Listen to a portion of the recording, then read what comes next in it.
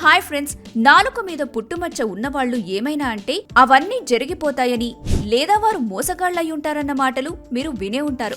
మరి వీటిలో ఎంత నిజముందో ఎప్పుడైనా ఆలోచించారా? చాలా మంది పుట్టుమచ్చలనేవి మన రాశి పరంగా అలాగే జాతకాల పరంగా ఏర్పడతాయని కొంతమంది పెద్దలు చెప్పడం ద్వారానో లేక కొన్ని మచ్చలకు సంబంధించిన బుక్ల ద్వారానో తెలుసుకొని నమ్మటం మొదలు పెడతారు. కానీ ఇక్కడ నమ్మకం అనేది అనుకోకుండా జరిగిన వాటిని నమ్మేలా చేసి నమ్మని వాటిని పట్టించుకోకుండా చేస్తుంది.